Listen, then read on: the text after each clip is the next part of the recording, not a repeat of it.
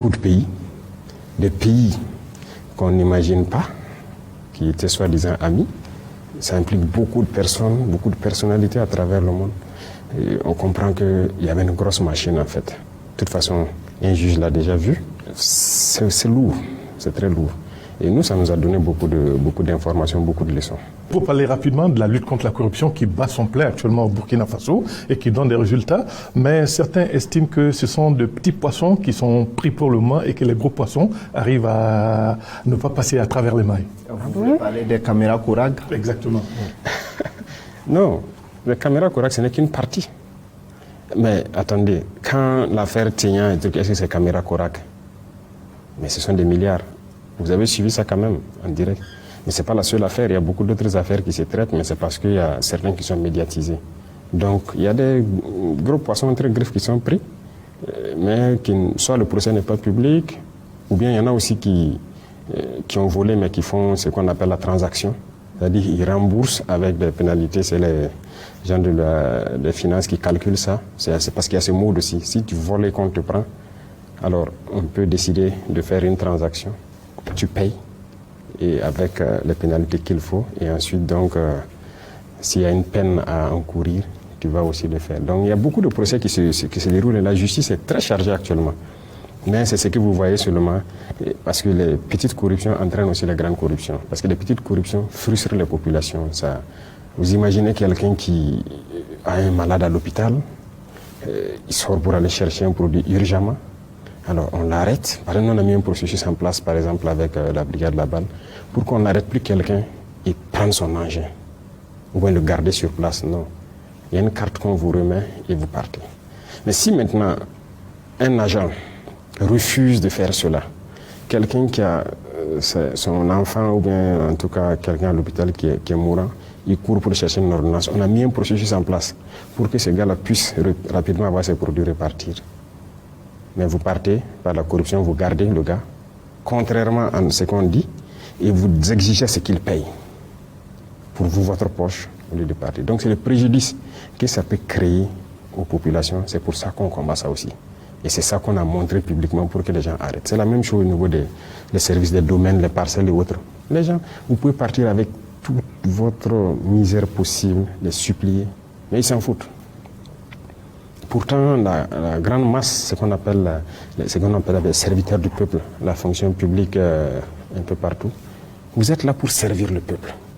Et si vous posez des actes à frustrer le peuple, à créer des préjudices dans le peuple, on ne va pas laisser ça aussi. Mais là, il faut qu'on le montre aux yeux de tout le monde pour que les autres ne tombent pas dans la même bêtise, si je peux dire. Voilà pourquoi on filme et on montre. On a beaucoup de dossiers sur ça. Ce n'est qu'une partie qu'on a montrée, mais on a beaucoup de dossiers. Mais aussi les gros poissons, comme vous dites, il y a beaucoup de dossiers. Il y a beaucoup de dossiers qui sont traités au niveau de la justice, les gens remboursent. Il y a beaucoup de choses qui se passent, hein. Mais je peux dire que ça a beaucoup baissé. On ne peut pas dire qu'on va éradiquer à 100%, mais la lutte est implacable et ça produit des résultats.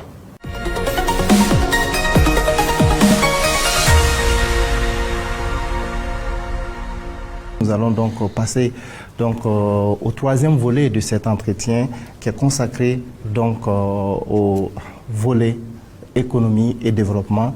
Et on commence avec vous, Monsieur Yao.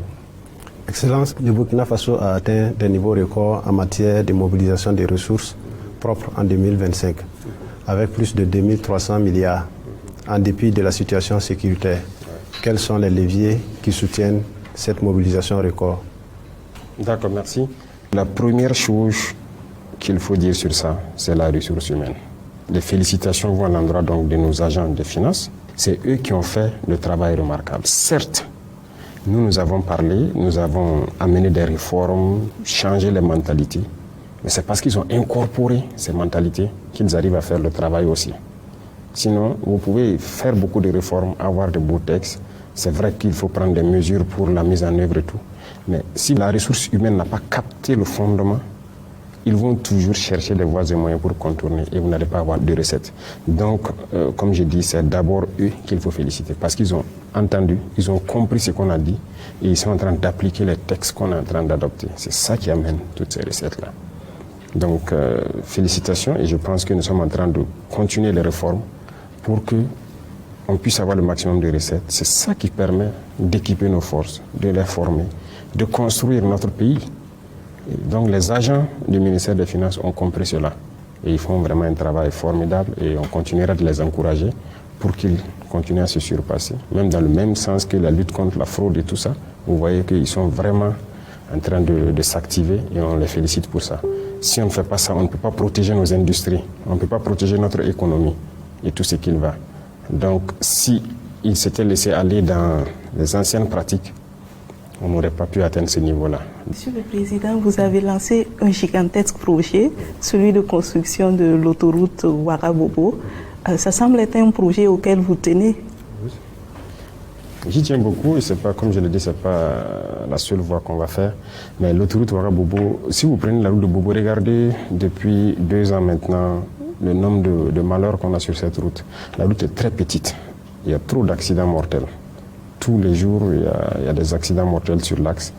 On a besoin d'une route. Nous, on a trouvé un projet qui existait, mais c'est 2x2. Et quand j'ai essayé de voir quelles sont les entreprises qui s'étaient proposées. D'abord, ce sont des entreprises étrangères. Et les coûts de réalisation, 300 km environ, 2x2 voies, nous étions à 1000 et quelques milliards, 1032 milliards le moins cher. Bon, moi j'ai dit 2x2, c'est déjà dépassé. 2x2, si un camion est en panne, déjà il stationne et puis bon, c'est fini. Hein. Vous êtes le nombre de voitures, le flux qu'il y a sur la RN1, donc c'est dépassé. Donc j'ai demandé à ce qu'on fasse 4x2. Et comme je l'ai dit, les gens, vous voyez, souvent nous avons ce complexe, ce malheur-là. Le noir ne croit pas en lui. Voilà. Même quand j'ai dit 4x2, il y a des agents du ministère qui ont souri, quoi. C'est impossible. Je dis d'accord. On met le projet en stand-by. Et donc j'ai activé Faso Mewo pour payer le maximum d'équipement. Et jusqu'à tous les détails. Aujourd'hui, ils ont tout. Toutes les machines nécessaires pour faire la partie voie rouge. Toutes les machines nécessaires pour faire le bitume. Jusqu'aux concasseurs de granit, de carrières. Donc, ça veut dire qu'ils sont totalement autonomes. Donc, nous sommes en mesure de faire notre autoroute. Et après ça, il y a beaucoup d'autoroutes. Moi, je veux que tous les chefs-lieux de région soient joints par des autoroutes. Toutes les sorties du Burkina, ça doit être des autoroutes. Voilà, la route, c'est capital. Et pour l'économie, et pour nos forces. Le réseau autoroute du Burkina sera le plus dense en Afrique, tel qu'on a fait la projection. Et ça continue de venir. Nous avons encore près de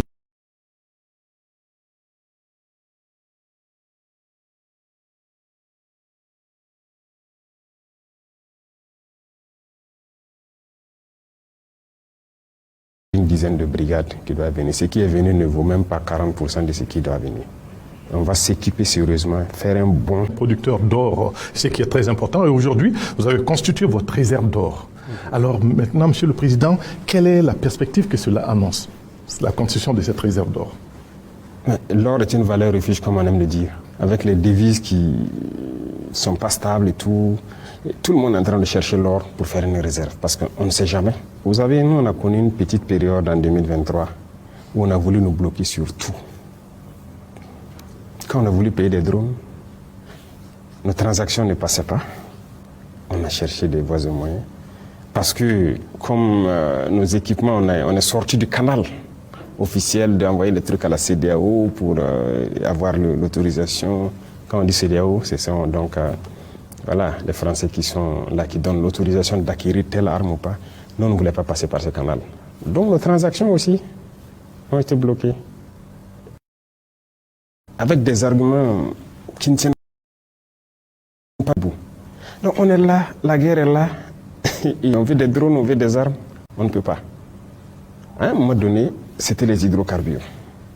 Les transactions de la Sonavi ne passent pas au truc. Donc ce sont des sanctions indirectes pour nous étouffer. Et en ce temps, des diplomates sont venus donc nous dire qu'on a intérêt à se changer de truc, à rallier, parce qu'on ne pourra même pas payer les salaires d'ici mars. Ça veut dire 6 mois. On ne pourra pas parce qu'on ne maîtrise rien de l'économie, ils sont capables de trucs. Moi, je dis, il n'y a pas de problème. Attendez.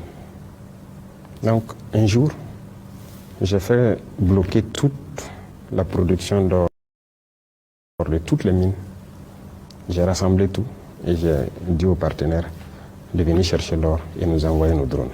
C'est ce qu'on a fait. Nos drones sont venus, ils ont pris leur or, ils sont partis. On a besoin de l'argent de quelqu'un. Donc l'or est important. Les gens ont besoin d'or, nous aussi on a besoin de quelque chose dans le monde. Bref, ce n'est pas une manière de dire comment les gens vont faire pour le truc, mais ça demande du courage, c'est vrai. Mais c'est ce qu'on a dû faire pendant un temps donné, et les gens ont compris, bon, ils ont une manière de passer, ils ont dévié un peu. Et ces mêmes gens sont venus même pour payer l'or avec nous. La BCAO, je veux dire. Donc l'or est très important, et je pense que chacun devrait faire une réserve d'or autant que possible. Nous, on ne maîtrisait pas notre secteur. On a vu les données, mais nous avons créé tous les mécanismes pour aujourd'hui, plus ou moins, maîtriser le secteur de la production.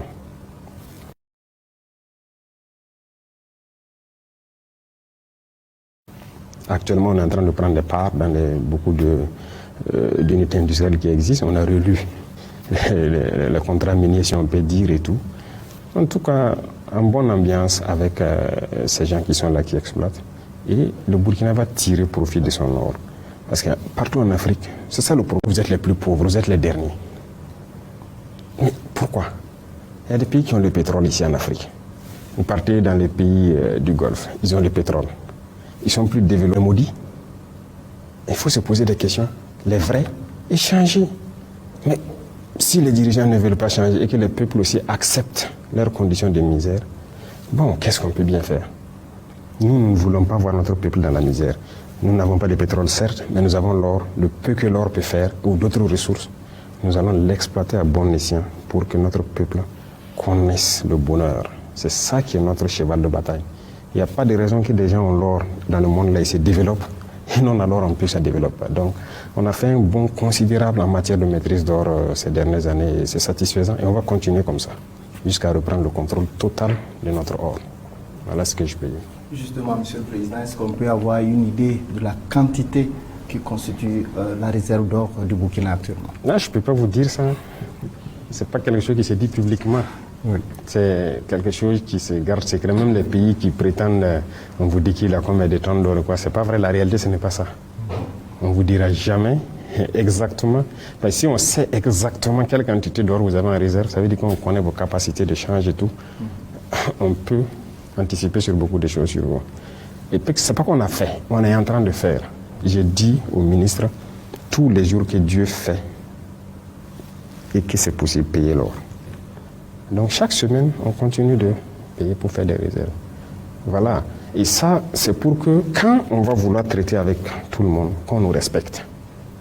Voilà. Il ne faut pas que quelqu'un va croire que si lui, il ne vient pas faire quoi, nous, on n'est pas dans ce chemin. Si tu veux nous montrer que tu ne respectes pas, on te met de côté, on passe à autre chose. Donc on continue de faire nos réserves, c'est pour le respect dans les échanges économiques demain. Et ça, c'est très important. Vous avez inscrit votre gouvernance sous le signe du développement industriel. Et dans ce sens, beaucoup d'unités ont été lancées et d'autres viendront sûrement. Quelle est votre évaluation dans le domaine industriel? Oh, l'évaluation, je peux dire que c'est embryonnaire. Hein. On n'est qu'au début. Et je pense que je vais devoir me mettre à un exercice bientôt de communication avec mon peuple encore. Parce que les gens ne comprennent toujours pas. Les gens croient qu'une unité industrielle, c'est forcément de grandes structures et tout.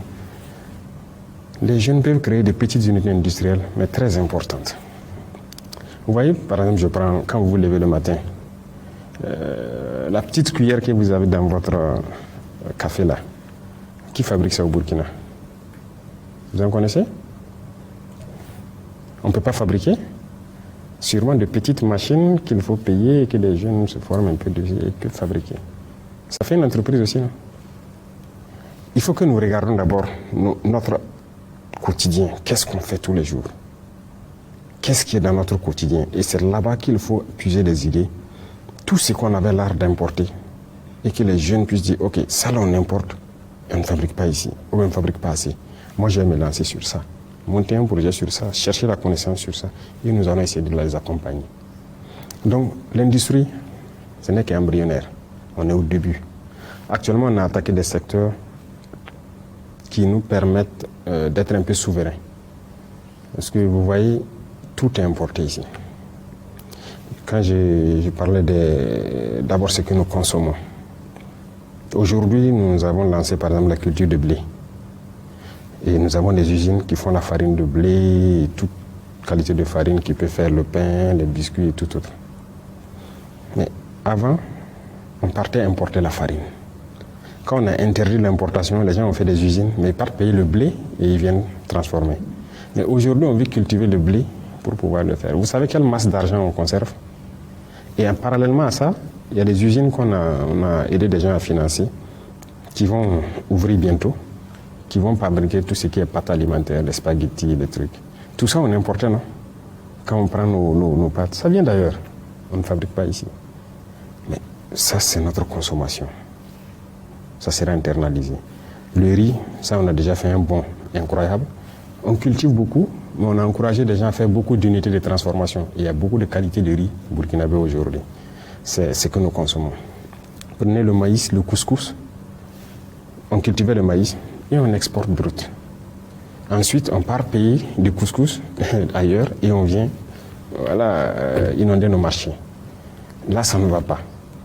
Beaucoup d'unités ont ouvert, beaucoup d'unités qu'on est en train encore d'encourager. Si vous suivez l'actualité, c'est pour pouvoir transformer tout ça. Même la farine infantile et tout ce qu'on on commande tout de l'extérieur. Mais il faut que nous on quitte ça, qu'on transforme en matières premières nous-mêmes et pouvoir donner la valeur ajoutée. L'huile. Comment est-ce qu'on peut exporter notre soja brut et ensuite aller payer l'huile de soja à la boutique? L'arachide, il y en a tellement d'oléagineux. Mais pourquoi on ne le fait pas? Il y en a même qui vont dire que bon, il y a des maladies, on a dit de payer l'huile de tournesol ou quoi. J'ai dit on cultive le tournesol, on le fait. Et il y a des usines déjà qui pressent l'huile de tournesol. Donc on est en mesure de tout faire chez nous. Mais pourquoi on doit aller payer ailleurs? Donc c'est tout ça l'industrialisation. Aujourd'hui, vous voyez l'ananas. Moi, je suis en train d'encourager des usines qui vont faire le jus d'ananas. Au lieu d'importer, c'est nous qui allons exporter. Et ça donne très bien. C'est beaucoup plus qualitatif que ce qu'on paye même, qu'on paye ailleurs dans les pays côtiers. Donc il y a beaucoup de choses dans notre quotidien, ce qu'on mange, ce qu'on porte et tout.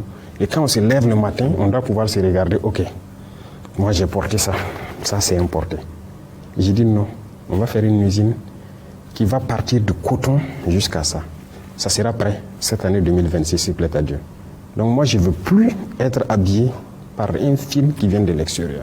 Parce que nos paysans cultivent le coton. Je ne peux pas accepter qu'on vienne imposer le prix du coton aux paysans pendant qu'on doit transformer. Et imaginez dans ça le nombre d'emplois que ça crée. Depuis longtemps, on forme nos gens dans les écoles de formation et de formation professionnelle technique sur la mécanique, l'industrie, génie industriel et quoi. Ils sont assis au chômage. Ils n'ont pas fait génie industriel, mais après ils cherchent concours de la fonction publique pour être administrateur quelque part. En fait, on a perdu. Mais aujourd'hui, s'il y a des industries, tous ces gens-là vont s'exprimer. Quand vous vous levez le matin, vous prenez votre moto pour aller au service ou quoi, c'est importé. Même l'écrou, quand une écrou tombe en route, c'est importé. Pour que vous payiez l'écrou. Mais les écrous, ce sont des petites machines qui peuvent le faire. Donc l'industrie, il faut que chacun comprenne, ça va de la petite échelle à la grande échelle. Donc quand on dit une industrie, ce n'est pas forcément des grandes unités. Tous les jeunes peuvent créer des petites unités industrielles en regardant ce qu'on fait dans notre quotidien pour diminuer les importations. Et donc, on a l'étape embryonnaire, on va communiquer et encourager. C'est là pourquoi on a restructuré les fonds. Vous avez suivi en 4 grands fonds. C'est pour vraiment accompagner ceux qui ont des projets structurants dans des domaines industriels pour nous éviter les importations et les sorties de devises. Voilà ce que je peux dire. Alors, Monsieur le Président, je me permets de poser une autre question. Nous sommes justement dans la célébration, en tout cas des journées nationales d'engagement patriotique et de participation citoyenne. Le slogan qui est construit autour de ces journées, la première phase, c'est mon assiette, ma fierté. Alors, quel message justement au Burkinabé en lien avec ce slogan? Alors, il y a des choses que je ne peux pas dire jusque-là aux gens. Mais s'il plaît à Dieu, viendra un jour où je vais dire des choses pour choquer les consciences des Burkinabés et de l'Africain en général. On vient de faire une réforme dernièrement pour créer ce qu'on appelle le Food and Drugs Administration, c'est-à-dire tout ce qui est nourriture et médicaments. On est en train de moderniser un laboratoire pour faire tous les tests et les analyses possibles. Consommons ce que nous produisons. Nos terres sont riches, nos paysans sont braves. Produisons, transformons et consommons. On n'est pas obligé d'avoir le luxe ou le modernisme qu'on cherche. Mais ce qu'on veut là, on peut y arriver. Voilà pourquoi je dis souvent aux gens, je dis moi, je ne suis pas né à Ouaga 2000. Ce que je connais même d'habitude, c'est ma bouillie le matin avec des galettes. Si je gagne ça, c'est bon. Si je ne gagne pas ça, je bois un thé et puis c'est fini. Les croissants et autres là, ce n'est pas mon problème. Parce que le jour que je vais, en tout cas, faire de ça mon problème, mon habitude, il faut que le blé soit produit ici, par mes paysans, transformé ici, jusqu'à la boulangerie par mes paysans. Moi, je ne consomme pas de chocolat. Mais aujourd'hui, je peux vous dire que souvent, il m'arrive d'envoyer les gens aller payer chocolat chez... Il y a un maître chocolatier burkinabé à Ouaga ici. Maître Bayala. Oui. C'est là-bas seul que moi je peux peut-être dire que je vais prendre du chocolat. C'est tout. Et il a beaucoup de points de vente à travers le pays. Donc, si quelqu'un aussi cherche à savoir c'est où je paye, il ne saura pas. C'est pour dire qu'il faut qu'on soit conscient. Il faut produire au Burkina, consommer au Burkina. Ou en Afrique, qu'on s'unisse et qu'on comprenne cela. Si on ne le comprend pas, c'est à nos risques et périls. Combien de gens aujourd'hui sont en train de devenir impuissants, infertiles ou quoi? Nos ancêtres étaient comme ça. C'est la réalité. Bon, ça va faire rire les gens, mais c'est la réalité. Même les médicaments ont trop d'infections, des antibiotiques par-ci, par-là. Bon, nous, on a eu la chance de connaître plus les racines et autres. Mais j'ai même dit à nos médecins, nos chercheurs, de se reconcentrer sur nos capacités, c'est-à-dire nos plantes que nous avons là. Qu'est-ce qu'il y a comme molécules dedans et qu'est-ce qu'ils peuvent exploiter? Et ils sont là-dessus. Voilà, j'ai eu même des propositions où les gens ont demandé à ce qu'on paye un certain nombre d'équipements qui leur permettent de faire la recherche à fond. J'ai dit, voilà, moi je préfère ça. Parce qu'il faut faire attention. On a cherché à nous exterminer et ce n'est pas aujourd'hui qu'ils vont arrêter. Donc, mon assiette, ça doit être mon combat de tous les jours. Et même l'assiette même dans laquelle on met la nourriture, je vous ai dit, la porcelaine et autres, tout le monde en consomme. Est-ce que c'est fabriqué ici? Mais on peut le faire, ce n'est pas l'argile qui nous manque, ce n'est pas le truc. Voilà un peu ce que je peux dire sur cette journée d'engagement patriotique. Il faut que nous redevenions nous-mêmes et que nous puissions assumer ce que nous produisons, consommer ce que nous produisons. Et c'est à cette seule condition que nous allons perdurer. Ce que je dis va faire couler beaucoup d'encre, ne va pas plaire à certains. Mais la réalité est là. Personne ne veut voir nos populations évoluer. Et pourtant, nous, on se projette dans 10 ans. Le Burkina atteindra 50 millions. Ou bien, faites des enfants, hein.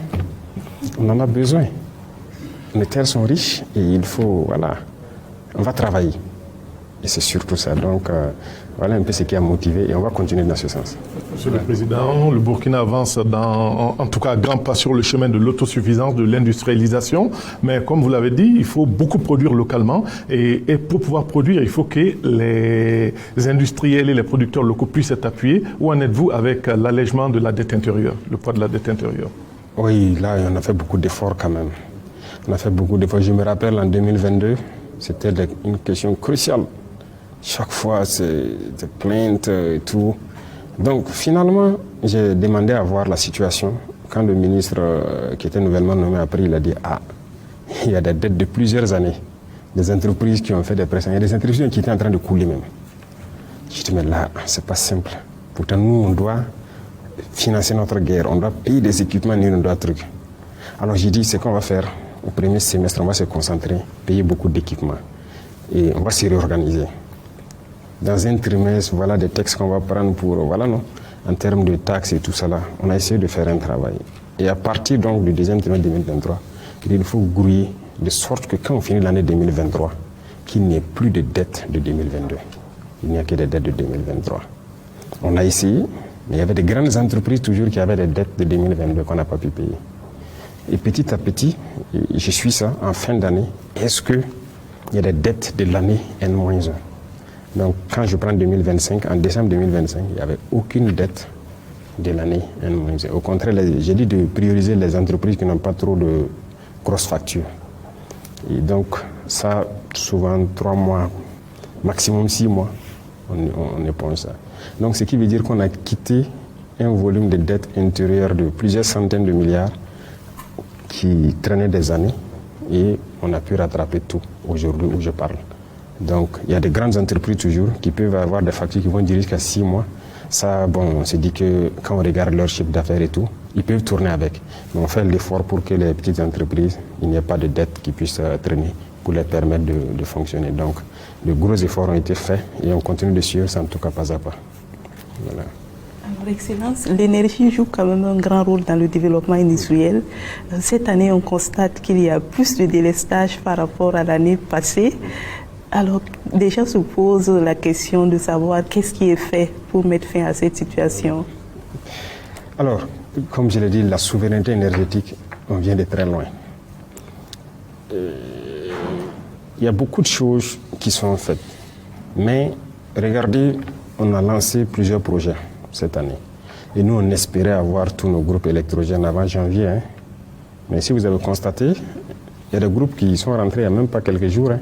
Et ça continue de venir. Vous voyez, c'est les gros engins qu'ils transportent sur les longs ports-chars et trucs. Vous suivez souvent quand ça rentre. C'est pratiquement au pas d'un an que ça évolue. Pour quitter le port, même pour être à Ouagadougou, vous avez au minimum 1 mois. Ça avance à un rythme très lent. Malheureusement, c'est venu en retard. Il y a des groupes même qui sont toujours au port, qu'on n'a pas pu encore faire rentrer. Donc, même ceux qui sont rentrés aussi en février et mars, là, je ne vais pas vous mentir, on ne peut pas tout monter en si peu de temps. On était trop dépendants. On importait, c'est-à-dire la tendance était l'importation du Ghana et de la Côte d'Ivoire, plus de la moitié de notre énergie. Donc voilà pourquoi on a décidé de construire nos centrales nous-mêmes pour être autonomes. Et ça, c'est en cours. Et là aussi, comme je l'ai dit, il y a beaucoup de choses. Vous savez, des bateaux ont été déviés à un moment donné à cause de certaines situations de conflit. Et quelque chose qui devait venir en 45 jours, on se retrouve maintenant à 70 jours ou combien. Arriver au port encore, c'est de la gymnastique. Donc il y a des centrales qui sont en train de naître et le programme, c'est de mettre en place une centrale dans chaque région. Au lieu de concentrer Ouagadougou et Bobo pour desservir, on veut rendre autonomes les régions. Et donc il y a plusieurs centrales qui sont en train d'être installées. Je pense qu'à Koudougou, c'est presque fini. C'est Koudougou un peu partout. Il y a d'autres villes qu'on a ciblées même pour avoir des centrales. Donc on espère pouvoir résoudre la question de l'énergie, en tout cas dans les délais les plus brefs qu'on puisse y aller, tant qu'on n'a pas d'autres contraintes à l'international. Tant qu'il n'y a même pas d'énergie, notre rêve d'industrie, ça ne peut pas avoir lieu. C'est impossible. Les industries, ça consomme. Il y a aussi notre ligne de transport qu'il faut tout changer. Et le changement de ces réseaux seulement, c'est des centaines de milliards. Et il faut commander tous ces câbles, construire. Et si vous remarquez dans la ville, un peu partout, on est en train de construire des lignes. Donc tout ça, c'est un chantier. Il y a la production, mais il y a le transport qu'il faut reconstruire totalement. Et on est sur ça. Et pour pouvoir avoir une énergie propre à nous, pure, qui se transporte avec beaucoup de sécurité et qui sera stable pour nos industries. Excellence, en février 2023, l'État a créé l'Agence pour la promotion de l'entrepreneuriat communautaire APEC en vue de la mise en œuvre de l'actionnariat populaire. Comment appréciez-vous le chemin déjà parcouru? Donc, c'est vrai. Il faut dire que l'APEC est née d'une volonté. L'APEC a été combattue, continue d'être combattue. Nous avons tout vu. Ouais. Nous avons même pris des gens en flagrant délit, en train d'écrire dans les rues, de barrer les affiches, de déchirer les affiches de l'APEC et tout, et qui ont été envoyés par des gens pour le faire. Beaucoup d'opérateurs économiques ont combattu l'APEC, les banquiers ont combattu l'APEC. Ça, c'est une réalité, ils ne peuvent pas les nier. Si nous n'avons pas agi d'une certaine manière, ce n'est pas parce qu'on n'a pas des choses sous la main. Mais nous avons évité de trucs parce que nous voulons faire pour qu'ils voient. Et donc, dans la communication, l'APEC a été sabotée aussi. Si déjà par des actes physiques, ils sabotent, ce n'est pas par la communication. Donc, les gens ont payé les gens pour parler sur les réseaux. En fait, dénigrer pour... Donc, l'APEC est née et a fait face à cette vague d'hostilité. Mais, ils ont pu grouiller et traverser la tempête. Mais déjà, ils ont pu faire leur première unité. La deuxième unité est presque finie à Tenkodogo. La première mine de l'APEC, les équipements sont là. S'il plaît à Dieu, dans quelques jours, ils vont couler les premiers lingots. Parce qu'ils ont déjà extrait le minerai, ils sont en train d'installer l'usine. Et la deuxième mine va rentrer donc, en travaux dans peu de temps aussi. Et ainsi de suite, on va leur donner des unités semi-mécanisées. Ça leur permettra d'avoir de la rentabilité très vite, mais de réinvestir ça dans les unités industrielles. Vous avez vu qu'ils ont lancé l'unité de transformation de piment à Banfora et tout ça. Donc il y a un travail qui est en train d'être fait pour qu'ils puissent exploiter aussi l'or, mais aussi utiliser ça pour lancer plus rapidement des unités industrielles.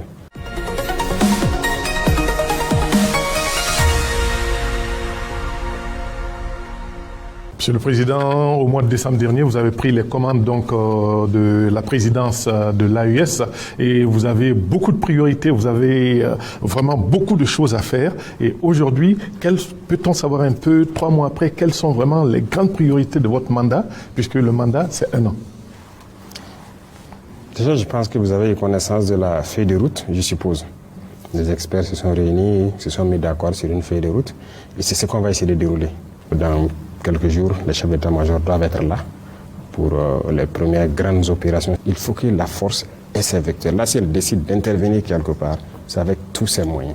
Et donc, par exemple, ce volet, on est en train de rapidement renforcer les capacités parce que quand on dit les capacités, il faut une puissance autonome. Et ça, c'est très important. Donc, il faut ça et les mettre en opération pour de très grandes opérations au niveau de tout l'espace. Donc ça, c'est une tâche importante. Deuxième chose, il y a aussi la question d'intégration. Parce qu'il ne faut pas qu'on dise intégration et qu'on se comporte comme les autres organisations.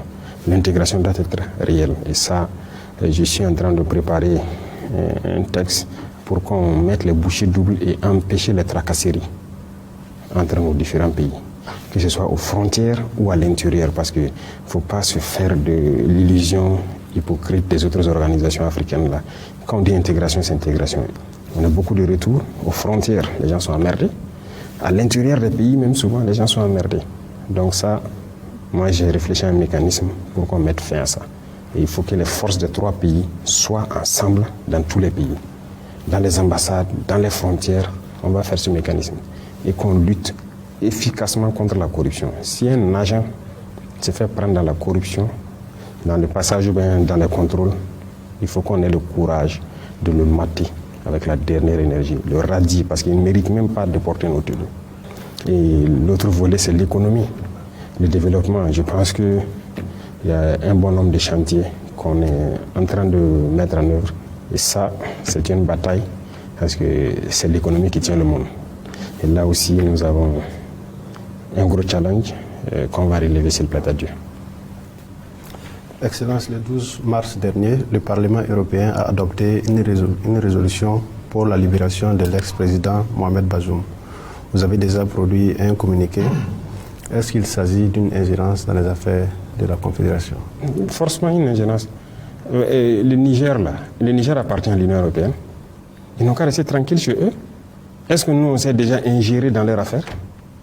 Bazoum, il est nigérien, non? Ou il est de l'Union européenne? Qu'ils nous disent. Si c'est un agent qu'ils avaient placé, qui n'est pas nigérien, qui est venu pour une mission, ils n'ont qu'à nous dire. Si on va remettre leur agent, on va voir qu'est-ce qu'on va faire avant de remettre ou pas. Il faut que ça s'arrête maintenant.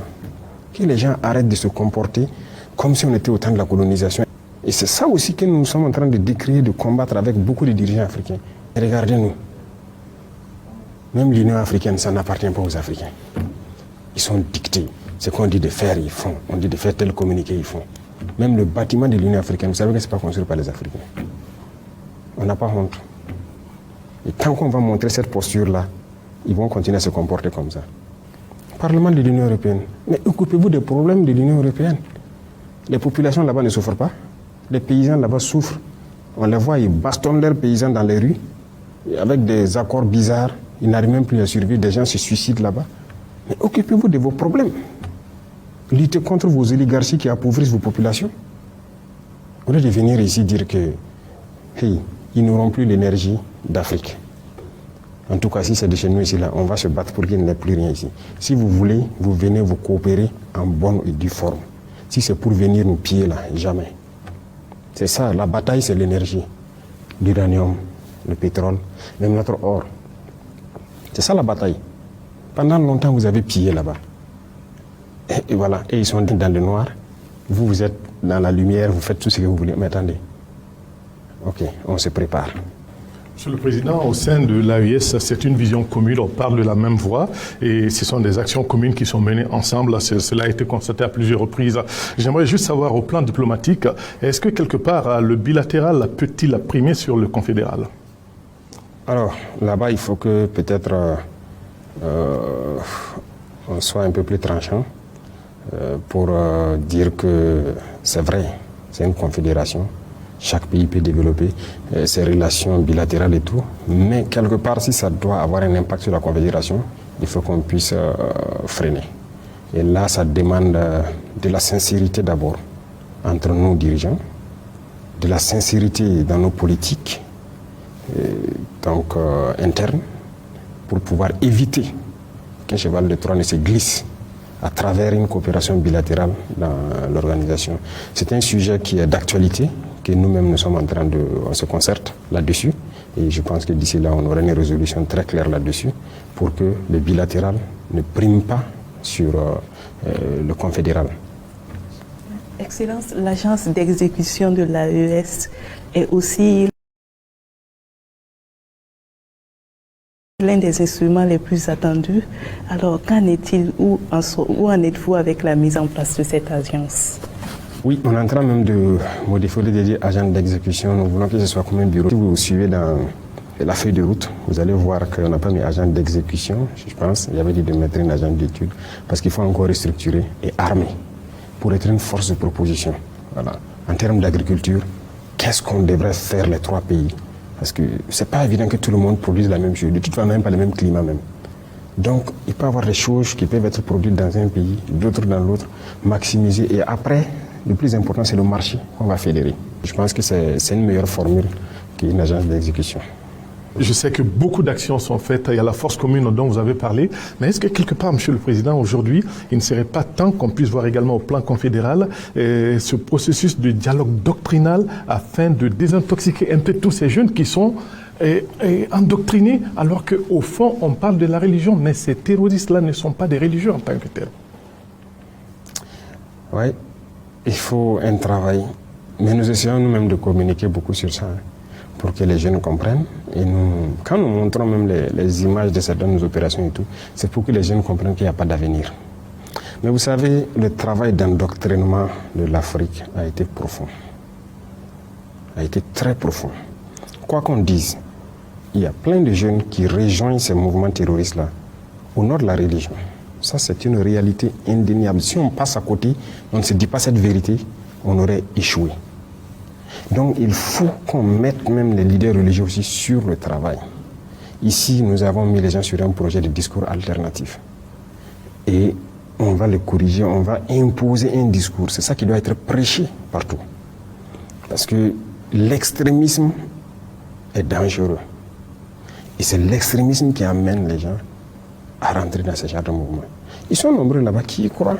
Je vous ai dit une fois, moi j'ai fait le terrain, aujourd'hui les jeunes soldats sont sur le terrain. La réalité c'est quoi?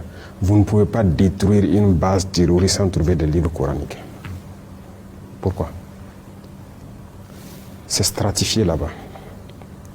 Ceux-là qui sont là, qui combattent sur le terrain, ils sont nombreux qui combattent parce qu'ils croient que c'est la religion. C'est ce qu'on les dit.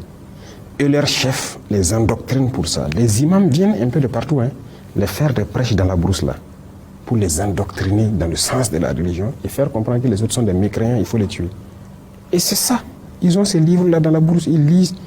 Les autres sont des mécréants, il faut les tuer. Mais leurs chefs savent bien ce qu'ils font. Et ils sont bien couchés, bien lotis. Très souvent même, ce sont des gens qui font tout ce qui est contraire à ce que la religion même dit. Vous allez les trouver en matière d'adultère, ce sont les champions. En matière d'alcool, de drogue, ce sont les champions. Et leur travail, c'est politique. Ils savent ce qu'ils font parce qu'ils sont tenus par les impérialistes pour détruire nos nations. Et ils sont bien lotis. Leurs enfants, leurs familles sont bien gardés quelque part. Mais ils vont endoctriner ces idiots que j'appelle là sur le terrain, là, ceux qui tiennent les armes là. Et ils croient vraiment que c'est la religion. Voilà pourquoi nous devons développer des mécanismes pour que les gens puissent prêcher à tout bout de champ, pour faire comprendre que ça, ce n'est pas la religion. Et ça, c'est impératif. Et je suis d'accord avec vous. C'est en cours. Il faut qu'on ait un document unique et que partout, on puisse prêcher la même chose. Peut-être que ça va aider certains qui sont convaincus de cette chose-là, de freiner et de ne plus aller vers ça. Parce que même dans nos villes, c'est pas rare de croiser des jeunes qui trouvent que vous n'êtes pas un croyant, vous êtes un mécréant. Et tellement vous méprise, il a même envie de vous tuer. Et il se dit dans sa tête que s'il vous tue même, il part au paradis. Des gens comme ça, ils sont prêts à prendre les armes, tuer soi-disant des mécréants. Mais il a été endoctriné. Donc c'est le travail inverse qu'il faut qu'on fasse. Donc en tout cas, nous, on est en train de travailler là-dessus pour avoir un document. Et chaque fois que les gens doivent prendre la parole, prêcher et tout, ils doivent pouvoir prêcher pour désarticuler un peu leur discours. Et là, je pense que ça peut faire aussi une avancée dans le recrutement dans le groupe terroriste.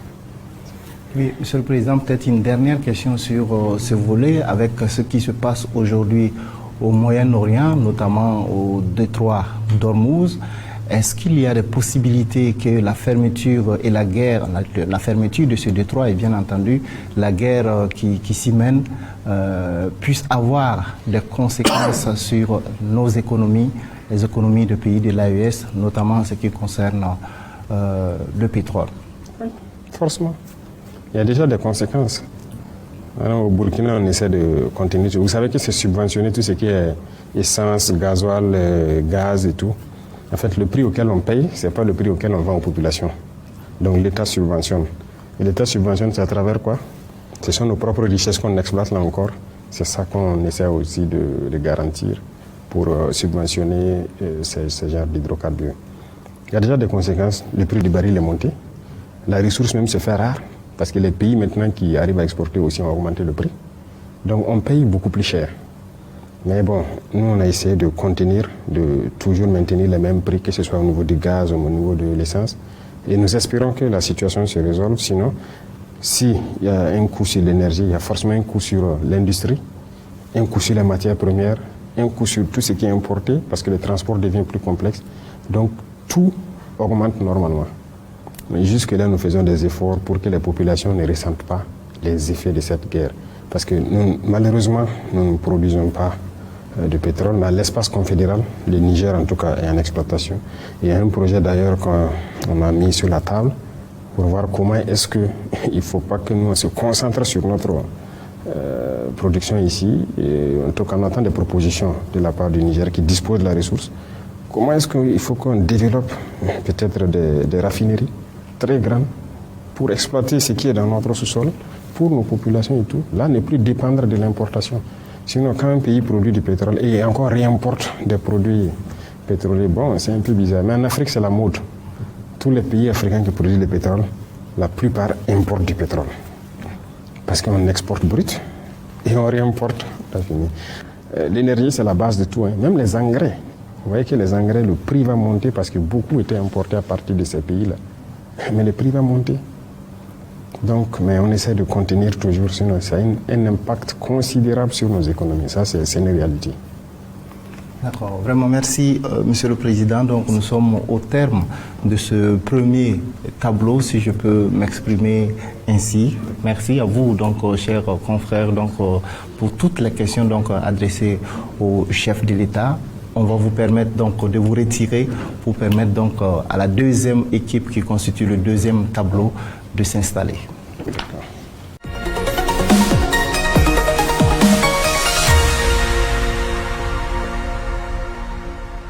Alors, Monsieur le Président, avec votre permission, nous allons maintenant dérouler le deuxième plateau donc, de cette émission. Ce deuxième tableau donc, reçoit également 3 journalistes, mais cette fois-ci de la presse internationale. Il s'agit de Yousra El-Baghir, donc de Sky News, un média britannique. Nous avons également avec nous Gilles Boko, donc de New World TV, un média donc basé au Togo, et Valerio Cataldi, donc de Rai TV, une télévision italienne. C'est bien cela. Alors bonsoir chers confrères. Ouvrons donc ce chapitre avec l'actualité africaine. Et une fois n'est pas coutume, on commence avec vous. Alors Madame Yousra, alors votre première question adressée au chef de l'État. Monsieur le Président, quelle est la vision de votre pays? La vision globale du Burkina, vous voulez dire? Alors, merci et soyez les bienvenus. Et je pense que vous êtes dans le pays qui prône aujourd'hui la souveraineté nationale, l'indépendance totale. Parce que vous n'êtes pas sans savoir que notre pays a été colonisé comme beaucoup de pays africains, mais aujourd'hui nous sommes en train de nous exprimer. Et donc la lutte pour la souveraineté et l'indépendance sont donc le moteur de notre combat. Merci. Que signifie votre révolution en pratique? S'agit-il d'une révolte contre l'Occident ou d'un changement national interne? Révolte contre l'Occident, non. L'Occident, il ne faut pas mélanger les choses. J'aime dire de faire la distinction en tant que révolutionnaire entre les peuples et les politiques. Ils sont nombreux en Europe, en Occident, qui nous soutiennent dans notre combat. Nous voyons à travers les peuples.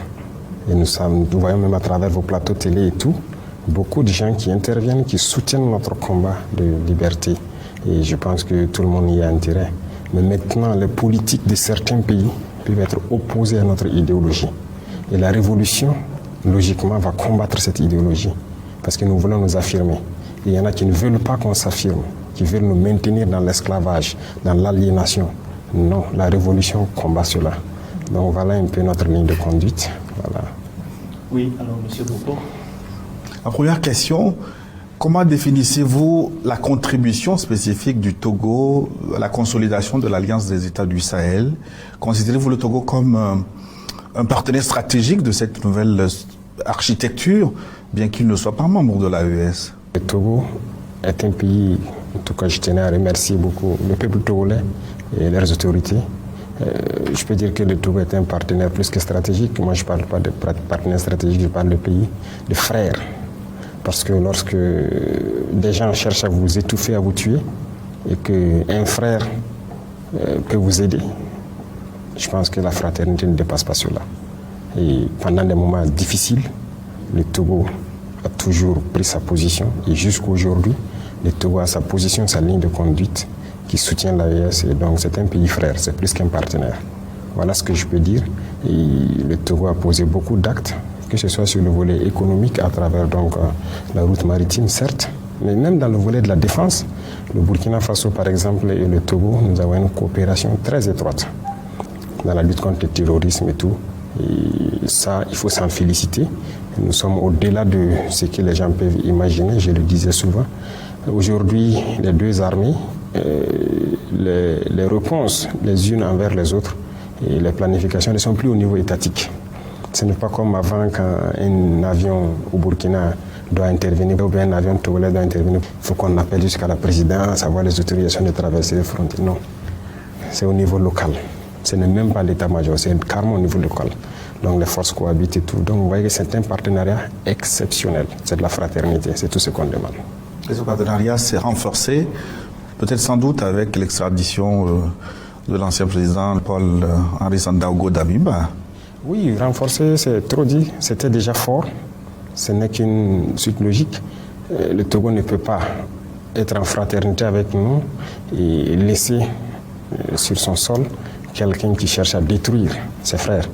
Donc, c'est nous qui avons souhaité donc, que le Togo les garde depuis longtemps, sinon ça n'a pas commencé maintenant. Mais à un moment donné, avec des preuves assez accablantes, donc les autorités togolaises ont décidé de le renvoyer pour qu'il ne soit pas un obstacle à notre avancée.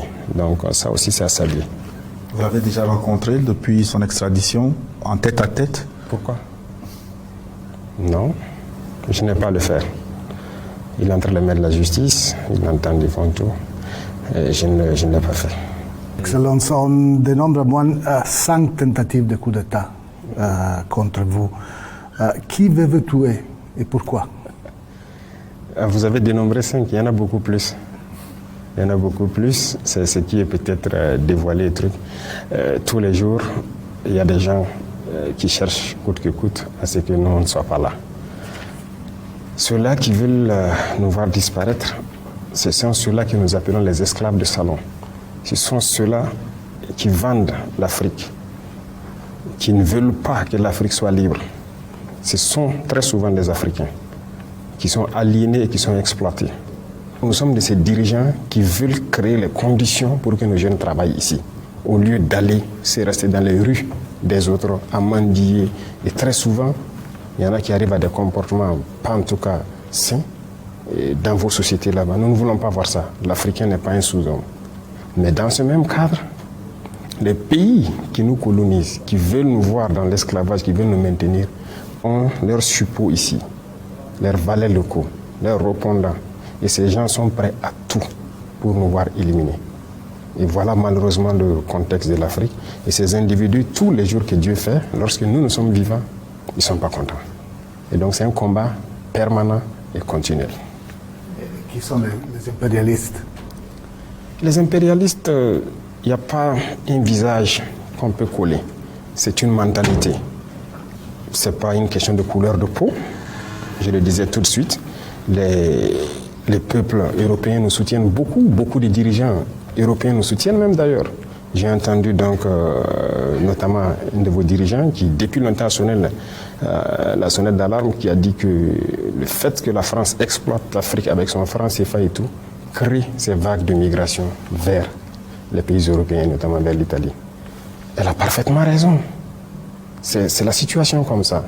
Donc, vous voyez que c'est en Europe, mais tout le monde ne comprend pas la chose de la même façon. Donc l'impérialisme, c'est l'individu qui veut dominer l'autre, qui veut maintenir l'autre dans l'esclavage, qui opprime les autres. Il peut être noir, il peut être blanc, il peut être africain, il peut être européen, il peut être américain, il peut être asiatique, il peut être de toutes les nationalités. Mais tout individu qui a cette envie-là d'opprimer les autres, de maintenir les autres dans la domination, c'est un impérialiste. La liberté individuelle peut-elle être intégrée et votre révolution une veut d'une souveraineté totale, la liberté d'aimer qui l'on veut, d'exprimer librement, de s'opposer à votre pouvoir? Ah oui, voilà quelque chose, vous avez très bien fait d'être venu, c'est-à-dire quelque chose que les médias mainstream, ce qu'on appelle, passent le temps à mentir en Europe, comme si ici, les gens se promenaient avec des haches et des gourdins. Lorsque tu ouvres la bouche, on te frappe. C'est faux, hein? Il y a la liberté. Chacun est libre de dire ce qu'il veut, de donner son opinion et tout. Même sur nos chaînes de télé, vous voyez des gens qui donnent leur opinion. Mais la liberté a ses limites. Par exemple, nous sommes un pays en guerre. Nous n'allons pas permettre à qui que ce soit de démoraliser nos troupes pendant qu'ils sont sur le champ de bataille. Ça, nous n'allons pas permettre. Nous n'allons pas permettre aux valets locaux de l'impérialisme qui sont parmi nous de vouloir saboter notre lutte pour ramener notre pays entre les griffes de ces impérialistes-là. La liberté d'un individu, comme on l'a dit, ça s'arrête là où la liberté de l'autre commence. Sinon, vous n'avez pas une société. Autant vous êtes libre de dire ce que vous voulez, lui aussi il est libre de dire ce qu'il veut. Et quand vous commencez à chacun à dire ce qu'il veut, ça finit par quoi? La bagarre. Est-ce qu'on s'assoit, on laisse notre société aller dans le déclin? Non. Même ceux-là qui disent qu'il y a liberté d'expression, il n'y a pas de liberté en réalité. Alors, nous prenons les Français, les autorités françaises, pour ne pas mélanger avec la population française. Est-ce qu'il y a la liberté d'expression en France? Il n'y en a pas. Si vous ne vous alignez pas dans l'idéologie des autorités, on vous chasse sur le plateau télé, il y a des journalistes qu'on chasse, ou bien on a vu Alain Foucault, dernièrement les Claudicia, qui ont été chassés des RFI. Ce sont des journalistes, non? Qui ont vécu des décennies dans la radio. Pourquoi on les chasse? Leur opinion. Donc il n'y a pas de liberté d'expression là-bas même. Regardez aujourd'hui les guerres qui se passent. Est-ce que vous êtes fou en tant que journaliste? Aller faire un certain reportage, ça ne va jamais passer. Quand la guerre Russie-Ukraine a commencé, on a cherché beaucoup de médias russes en France. C'est ça la liberté d'expression? Non. Chaque liberté a ses limites. Quand les paysans, les gilets jaunes et autres sont sortis, on les a bien tabassés. Ils ont voulu exprimer leur opinion pour dire à l'État il faut une certaine politique pour que nous aussi nous puissions vivre. Nous, ici, nous, on prend soin de nos paysans. Non, nos paysans n'ont jamais marché quand on les a tabassés. On prend soin d'eux, on fait tout ce qu'on peut pour qu'ils puissent cultiver tranquillement, donner le meilleur d'eux-mêmes. Mais ailleurs, ça ne se fait pas. Mais ce sont ces pays-là qui sont dans des tribunes en train de dire pays de liberté. C'est faux. C'est tous des dictateurs. Leur liberté, c'est vis-à-vis de l'Afrique. Donc, il faut relativiser la liberté. Ici, nous sommes plus libres que eux. Beaucoup plus libres. Alors, derrière les tentatives de déstabilisation que vous évoquiez tantôt, il est souvent dit que les mains de certains pays voisins se cachent derrière pour appeler un chat, le Bénin, la Côte d'Ivoire. Est-ce que les relations ont évolué avec ces pays voisins? Est-ce que vous êtes prêts à une désescalade et à quelles conditions, camarade président? Ça ne dépend pas de nous.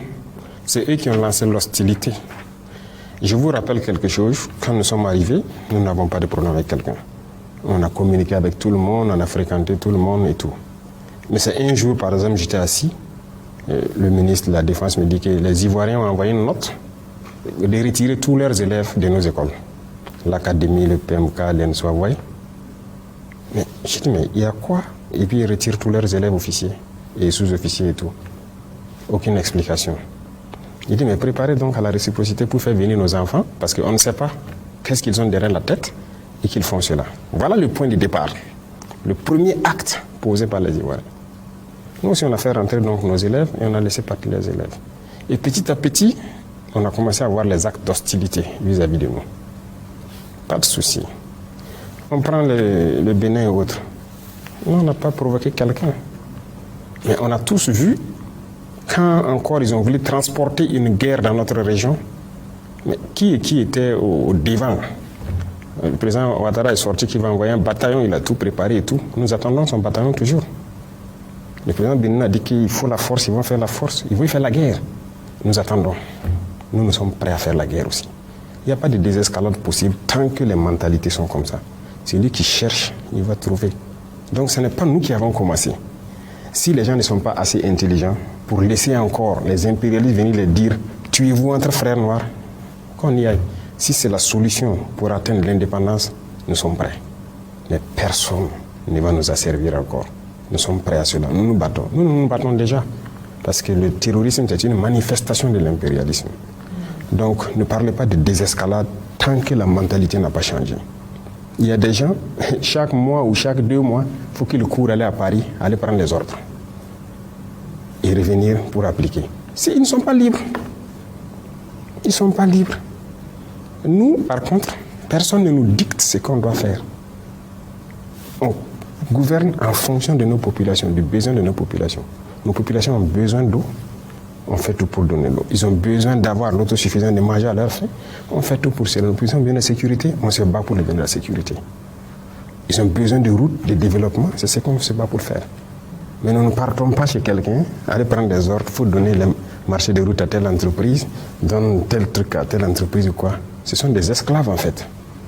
Et eux, tant qu'ils seront dans cette mentalité, oubliez les désescalades. Au contraire, ça va aller de mal en pis. Tant qu'ils seront dans cet esprit. Voilà ce que je peux dire. Les droits de l'homme, Monsieur le Président, organisations internationales, on vous a accusé de réprimer la presse indépendante et la société civile.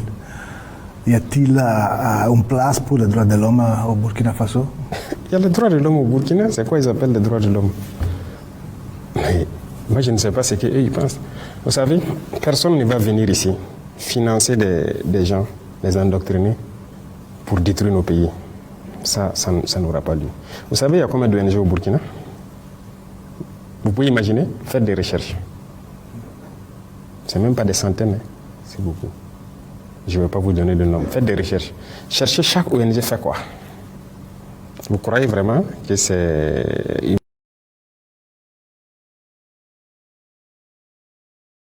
humanitaire? Donc il y a des choses comme ça qu'on combat. On dit qu'on combat les droits de l'homme. C'est ça les droits de l'homme? Nous, on lutte contre le terrorisme pour sécuriser nos populations. Donc on donne le droit de vie à nos populations. C'est le premier droit, non? Le droit à la vie. Est-ce qu'on ne lutte pas pour les droits de l'homme? On se bat pour que les écoles qui sont fermées ouvrent, pour que les enfants puissent aller à l'école. Le droit à l'éducation, ce n'est pas le droit de l'homme. Qui se bat pour nous?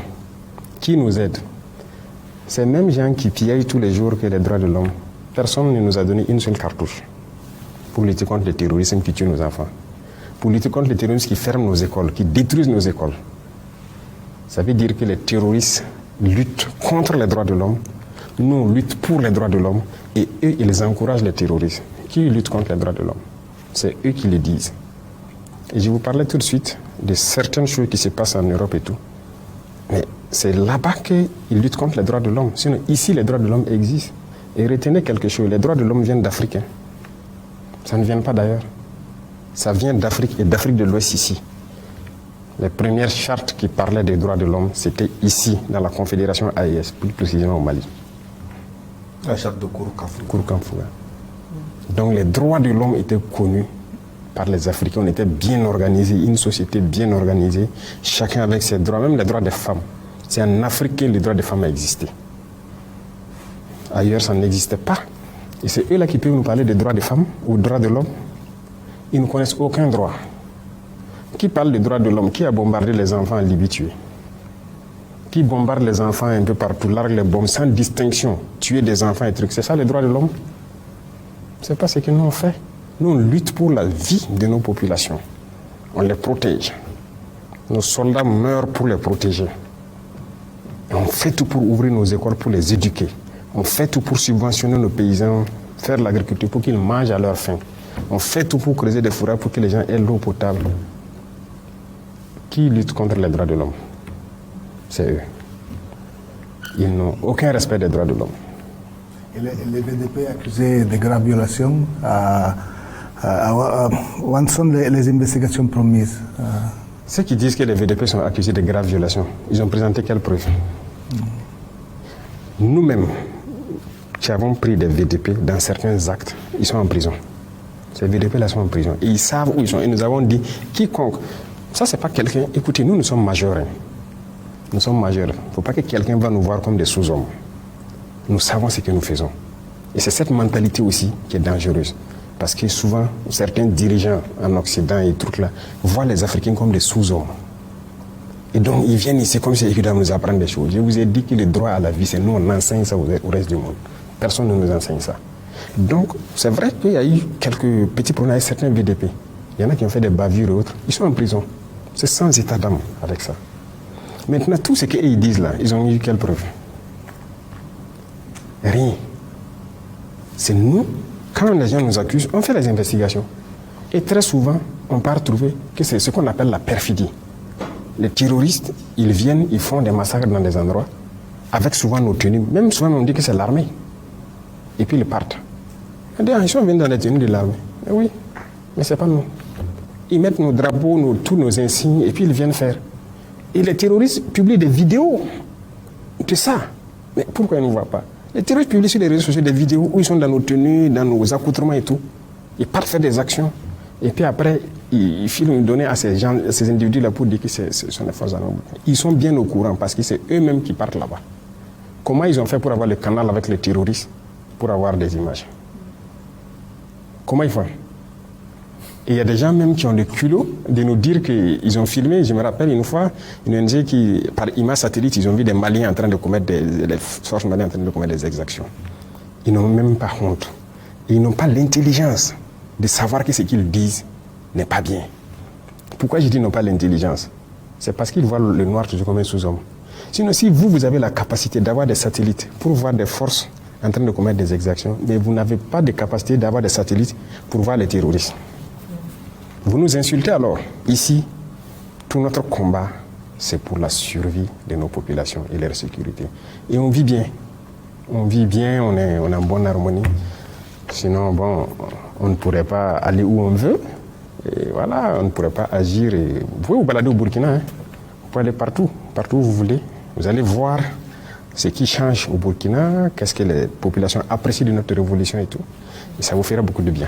À l'issue d'une réunion tripartite tenue récemment à Cotonou entre les chefs d'état-major des armées de Côte d'Ivoire, de France et du Bénin, un des officiers, en l'occurrence le chef d'état-major de France, a déclaré que depuis votre prise de pouvoir, la situation sécuritaire s'est fortement dégradée, on dirait même catastrophique. Que répondez-vous à cet officier, Monsieur le Président? Il est français, non? Qu'il s'occupe de ses oignons. Nous sommes burkinabés, ça ne le regarde pas.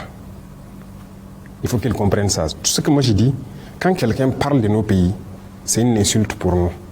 Ça veut dire qu'ils nous voient en sous-hommes. En quoi ça les regarde? La situation s'est détériorée, c'est entre nous Burkinabés. Ça le regarde? En rien. Qu'il s'occupe de ses oignons. Et il reste chez lui. Il a quoi à mettre sa bouche dans les affaires du Burkina? Ou bien il a la puissance de colonisation toujours. Qu'il le dise haut et fort, que c'est lui le maître colon et que nous sommes des esclaves. Voilà pourquoi il met sa bouche dedans. Sinon, pourquoi il parle du Burkina? En quoi ça le regarde? Ils étaient ici. Moi, je les ai cherchés, ils ont quitté ici en 2023. Ils étaient là. Quand ils quittaient ici, là, Bobo Ouaga était coupé. On ne pouvait plus s'élever à Ouagadougou, les deux capitales, aller là-bas. Les terroristes étaient là. Koumbia, quoi, tout était attaqué. Koudougou, les gens sont rentrés jusqu'à côté de Koudougou, 100 km. Tout était encerclé. La RN16 qui relie des zones de Togo, qui pouvait prendre la route? Mais ils étaient là, non? Avec tous les hélicoptères, les chars et tout ce qu'il faut, la technologie, les drones, les satellites. C'est des incapables alors. Aujourd'hui, nous on circule tranquillement, librement. Et la dernière fois, il y a des ambassadeurs de l'Union européenne et certains pays européens qui ont dit est-ce qu'ils peuvent tourner? J'étais surpris de les voir à la télé. Ils partent un peu partout, à Douri, ils se baladent dans le pays. Moi je pars où je veux. Pas par les airs, mais par la route. À travers mon pays. On ne peut pas se lever ici à Lourdes, jusqu'à Gawa, aller faire ce qu'on veut, revenir, aller à Tinkodo. C'est impossible. Ce sont des Burkinabés qui sont battus pour reconquérir nos terres. Et si ça c'est pire, c'est bien sûr pire pour lui. C'est pas bon pour lui. Notre avancée là, c'est dangereux pour la France. C'est dangereux, c'est pas bon qu'on reconquiert nos terres. Donc, comprenez qu'il a raison. Quand il parle, c'est pas pour notre bien à nous, c'est pas pour notre peuple, c'est pour eux leur bien. Et ils nous veulent dans l'insécurité. Et qu'ils viennent. Mais ils ont été incapables de ramener la sécurité. Et on va le dire même demain haut et fort. Nos forces se battent, on n'a pas besoin d'eux.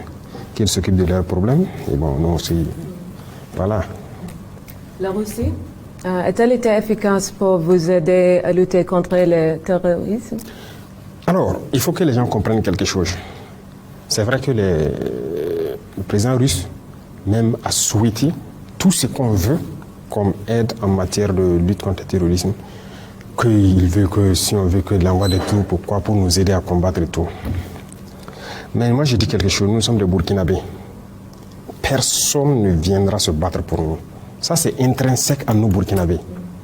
Donc, tout ce qu'on fait avec la Russie, si on a besoin d'équipement, la Russie, en tout cas, a ouvert la porte. Tout ce qu'on veut payer, ils sont prêts à nous vendre. Donc, déjà, ça, c'est une avancée majeure. Vous savez qu'il y a beaucoup de pays là, à qui on a voulu payer avec notre argent, ils ont refusé, non? Oui, beaucoup de pays européens et tout, ils ont refusé totalement de nous vendre les équipements. Mais la Russie nous vend ce qu'on veut. Deuxième chose, avec la Russie, nous partageons beaucoup d'expériences de combat. Ils sont en guerre, une guerre, je dirais, moderne. Nous aussi, on apprend de leur guerre. Nous sommes en guerre et aussi ils apprennent de notre guerre. Vous comprenez? Donc il y a un partage d'expérience. C'est un domaine assez restreint. À part ça, personne ne nous aide sur le terrain.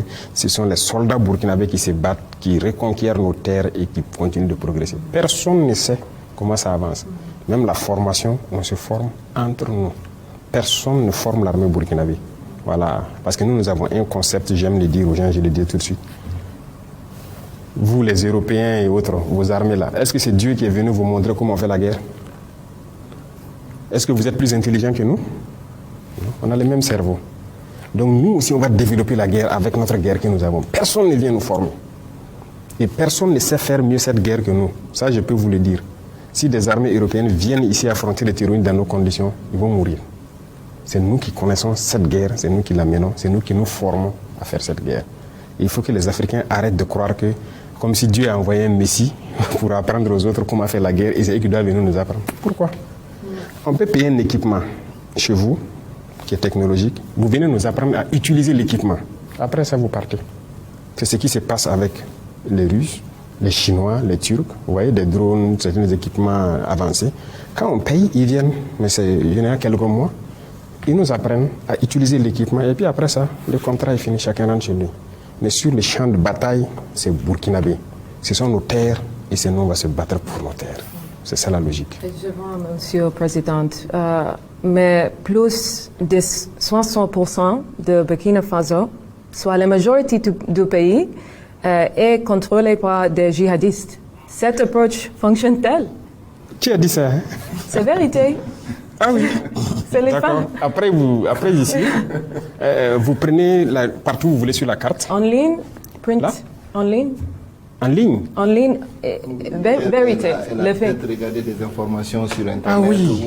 Voilà, c'est ça. Ce sont les mêmes là. Les mêmes médias, les mêmes gouvernements là.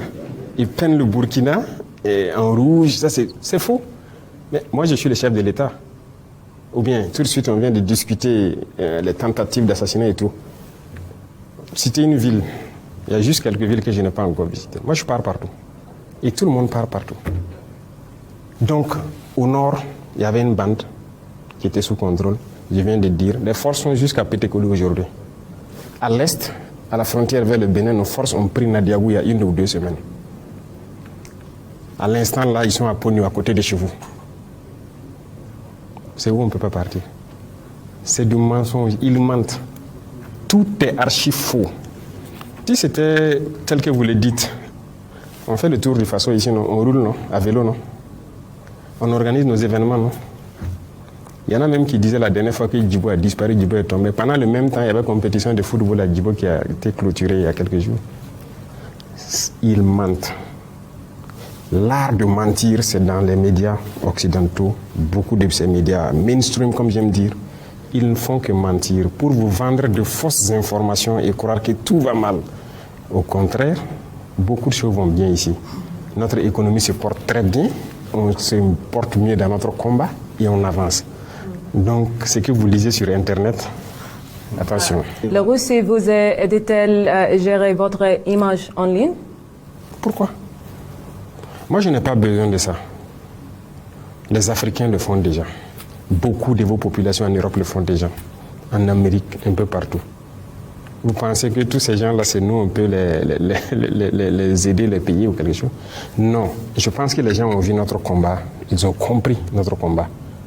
Et vous voyez, c'est cette habitude que les gens ont là. On paye les gens pour gérer quoi? Pourquoi? Aider à organiser son image en ligne, quoi. Non, non, non. On a dépassé ça. Des médias nous ont approchés pour faire ça. Je vous ai dit ça. On a dit on ne paye pas.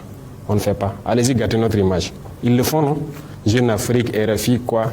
On ne va jamais payer pour ça. Avant, ça se faisait. Et là où même on faisait payer, j'ai fait fermer tout. On ne paye plus rien.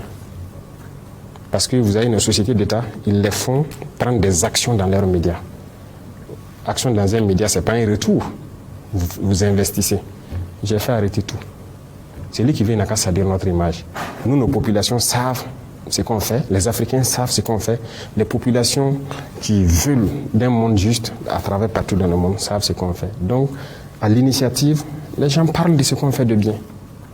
Parce que ce qu'on fait aussi est juste. Notre combat est juste. Donc, on ne paye pas quelqu'un pour laver les images ou quoi. Non, épargner les Russes de ces choses-là. Hein? Toutes choses, c'est les Russes. Vous croyez que l'Africain n'est pas capable de faire quelque chose? C'est la Russie qui doit chaque fois tenir la main des gens. Pardonnez, laissez-les tranquilles. Les Russes sont dans leur combat là-bas. On a de très bonnes coopérations, mais ne croyez pas qu'ils sont dans un esprit d'esclavagiste, comme ce que les gens pensent. Non, les Russes ne sont pas comme ça. Ils ne s'ingèrent pas dans les affaires des gens. Et c'est ce que j'apprécie chez eux. Justement, concernant ces nouveaux partenariats stratégiques, notamment avec la Russie, on peut dire qu'il ne fait pas beau temps pour les alliés de la Russie, notamment au Venezuela, en Iran. Alors, sur cette base, est-ce que vous voyez l'hiver noir venir jusqu'à Ouagadougou? Est-ce qu'il vous traverse l'esprit que vous soyez enlevé un jour comme quelqu'un et jugé ailleurs? Est-ce que l'hiver noir peut s'étendre jusqu'au Burkina? Vous savez, les Africains ont un problème. Et le problème majeur, c'est de vouloir croire que quelqu'un fera votre combat à votre place. Je viens de l'expliquer en long et en large. Nous, comme ça, dès le début, je vous ai dit, on a eu toutes les propositions, pas de la Russie seulement. Hein. Beaucoup de pays nous ont proposé d'envoyer des troupes pour nous aider et tout. Nous avons dit non. Non et non. Parce que j'ai conçu une mentalité chez les chefs militaires et tout. Notre combat, c'est nous d'abord. Notre sécurité, c'est nous d'abord. personne ne viendra le faire à votre place. Si quelqu'un vient le faire, ce ne sont plus vos terres de 1. Si quelqu'un doit assurer votre sécurité pour vous, ce n'est pas votre sécurité, on vous tient. Et si vous devez apprendre à faire la sécurité autour de vous par quelqu'un, ça veut dire qu'il connaît vos procédures, il connaît tout. Vous comprenez? Et si vous faites une alliance, croire qu'en cas de cas, ah ouais, c'est l'allié qui doit venir se battre, vous avez tout faux. Et moi, je passe le temps à le dire. À ceux qui sont proches de moi ou à ceux qui sont loin, il faut compter sur soi d'abord. Et quand vous comptez sur vous-même et que vous développez votre outil, vous n'avez pas peur a priori. Donc ça, c'est très important. Donc on ne compte pas. S'il y a des alliés de la Russie qui ont compté sur la Russie pour des événements, c'est leur problème. Moi, je ne compte pas sur s'il y a un événement particulier ici, qu'aux premières heures, la Russie soit là ou pas. Non, je ne compte pas sur ça. Le seul soutien que la Russie peut apporter, quand je vais payer quelque chose pour me défendre, qu'il accepte mes vannes. C'est tout. Mais on ne demande pas à des alliés de venir se battre pour mourir pour vous. Pourquoi? Vous n'êtes pas des humains? Mais si vous réagissez comme ça, c'est comme vous mettez en humain de seconde zone. C'est-à-dire que vous n'êtes pas des humains au même titre que les autres. Mais c'est l'erreur que beaucoup de gens commettent. En voulant, voilà. Même comme des chefs d'État, leur sécurité est assurée par d'autres nationalités. C'est pas sérieux. Deuxième chose, comme il y a des chefs d'État, quand c'est leurs propres hommes qui assurent, ils les envoient former ailleurs. Ça veut dire que nous, on est dépourvus d'intelligence pour développer quelque chose. Si tu envoies ta sécurité aller former ailleurs, ça veut dire que ces gens maîtrisent ta procédure. Ils maîtrisent tout autour de vous. Donc vous n'avez rien fait en fait. Vous êtes assis, croyant que vous êtes habillé, mais vous êtes nus. Donc il y a beaucoup de choses. Je ne peux pas tout détailler ici. Il y a tellement de choses qu'il faut que les Africains prennent en compte et que certains aussi prennent en compte. Écoutez, nous on aime dire depuis les villages, quand on te lave le dos, grouille pour laver ta face aussi. Donc il y a des alliances stratégiques qui permettent à ce que vous souteniez dans certaines sphères. Le reste là, il faut pouvoir développer vous-même. C'est comme l'industrie militaire. On est là en Afrique, on est assis. Moi je dis oui, on a payé urgemment des équipements pour contenir notre menace et faire notre guerre. Mais vous croyez qu'on va continuer comme ça? En tout cas pas le Burkina. Parce que notre mentalité est différente. Désormais, nous allons produire l'équipement militaire. Pour nous, ici les gens veulent, on va les vendre. Parce que je suis convaincu d'une chose, on a des cerveaux aussi, on réfléchit, on n'est pas bête. Mais si vous comportez d'une manière, c'est vous-même qui montrez aux autres que vous êtes bête. Vous ne produisez rien et vous n'avez même pas l'intention de produire quelque chose. Vous ne développez rien, que ce soit tactiquement ou techniquement, vous partez toujours vous adresser aux autres. Mais vous n'êtes pas des humains. Il ne faut pas compter sur les autres. Comptez sur vous-même d'abord. Et ça, c'est à l'échelle individuelle au Burkina. Chaque Burkinabé doit compter sur lui-même d'abord. Et la révolution, c'est cette mentalité. Vous voyez, avant tout le monde s'assoit, c'est l'État, c'est l'État. Nous sommes en train de changer la chose. Vous devez compter sur vous d'abord avant de faire appel à l'État. Et donc, jusqu'à l'échelle État, c'est comme ça. Donc, voilà ce que je peux dire. Donc, il n'y a pas de crainte. Nous, on a un système qu'on a développé, qu'on perfectionne au fur et à mesure. Mais personne ne vient nous montrer quelque chose, nous enseigner quelque chose. Tant que Dieu nous a donné un cerveau, nous on exploite notre cerveau pour réfléchir. Excellence, la visite de Nick Check du département d'État américain à Ouagadougou signifie un rapprochement avec l'Occident. Oh oui, j'ai suivi, ils ont demandé à venir échanger avec nous. Je pense que le ministre des Affaires étrangères qui a échangé avec eux, et puis un peu aussi dans les pays de la... En fait, il faut que les gens comprennent quelque chose. On n'est opposé à personne.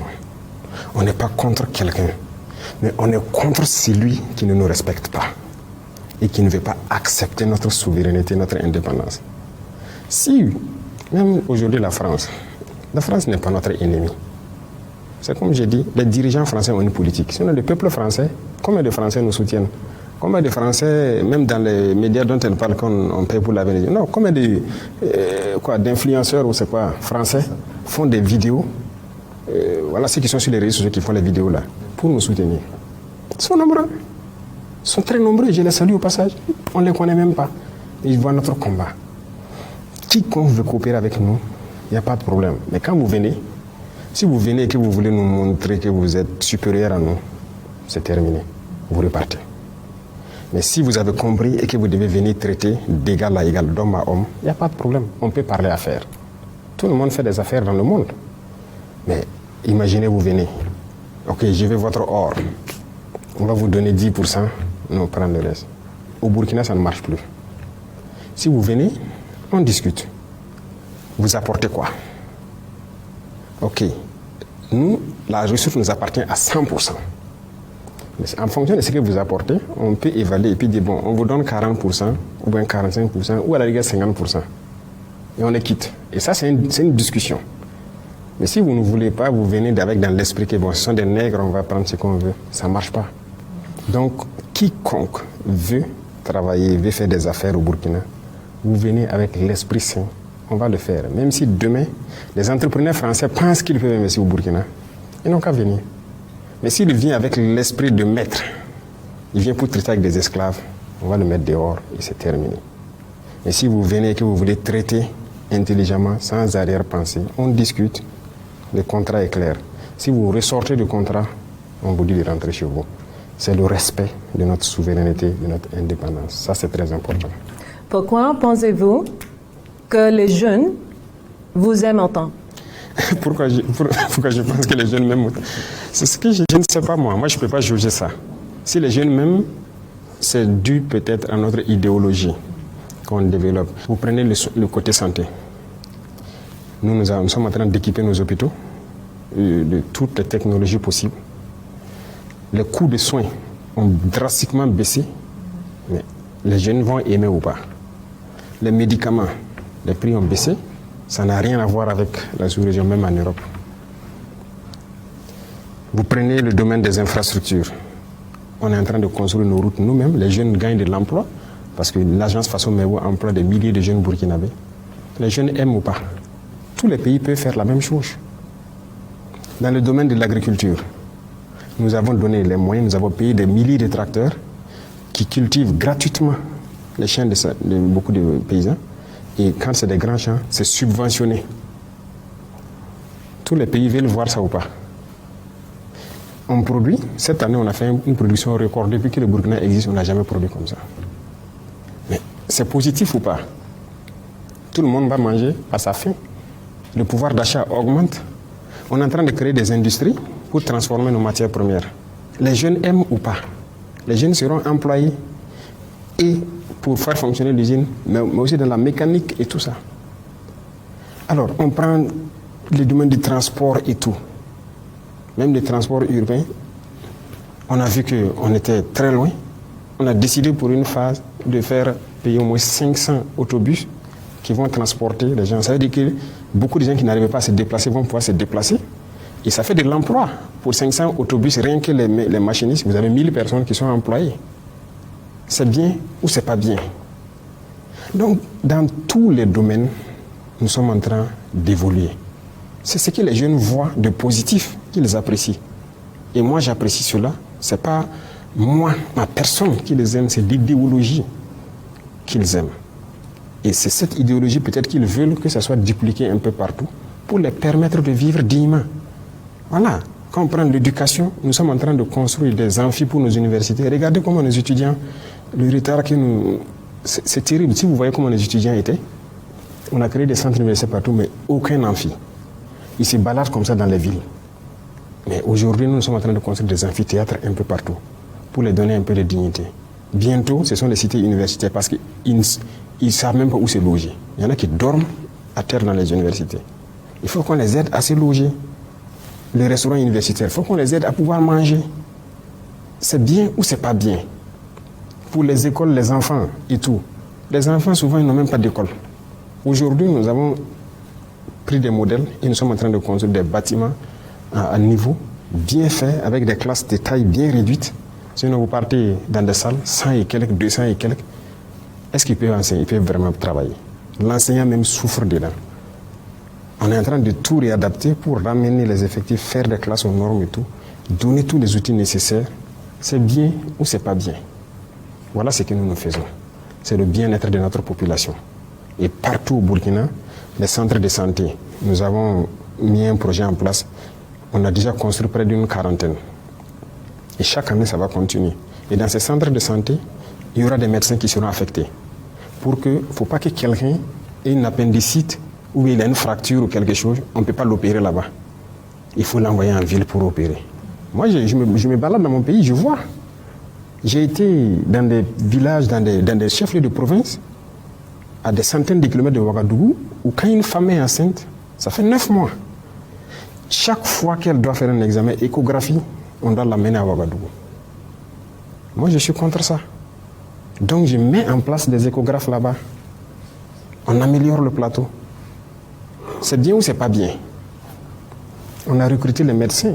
C'est la première fois, mais d'ailleurs, c'est en Afrique, ça fait 1000 fois 5. On a fait un programme de 1000 fois 5 des spécialistes pour les affecter partout, pour que les soins soient rapprochés des populations. C'est bien ou c'est pas bien? Est-ce que vos médias en parlent de ça? Tout ce que je cite, il y en a tellement. Mais non, ils ne parlent pas de ça. Ils prennent notre carte en rouge. Notre pays est disparu.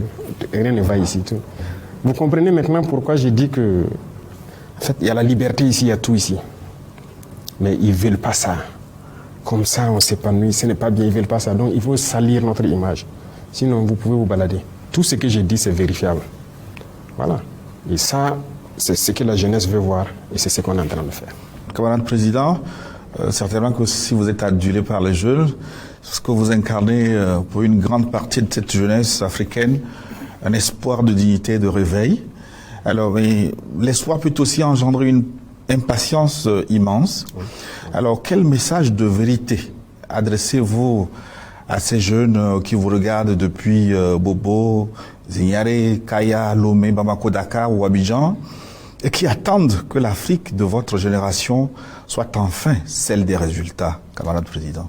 Je ne peux pas prétendre, en fait, que mon idéologie, si je peux dire, se répande d'un coup sur l'Afrique. C'est au peuple de prendre les responsabilités partout. Et je le dis, et d'exiger de leurs dirigeants certaines choses. Il y a des dirigeants qui sont compromis. Ils nous appellent et nous disent souvent, vous êtes sur la bonne voie, mais nous, on ne peut pas faire comme vous. Parce que bon, voilà, c'est difficile. Il y en a qui ont les richesses en Europe là-bas, dans les banques et tout. S'ils s'amusent, on bloque tout, bien mal acquis. Et ils rivalisent. Moi, je dis à certains, ayez le courage de sortir, de dire à vos peuples, bon, écoutez, en tout cas, nous, on s'était mal comporté, on avait volé, j'ai tant de milliards dans les banques en Suisse là-bas ou quoi là-bas. Mais désormais, j'accepte de travailler pour vous, pardonnez-moi, et on repart sur de nouvelles bases. Il y en a aussi qui ont été compromis par les mêmes affaires que vous voyez, Epstein et quoi là. Ils partent chaque fois en Europe, on les loge dans les hôtels, on les a filmés dans des situations compromettantes et on les tient avec ça. Vous faites ça ou bien on va sortir ça. Un scandale contre vous.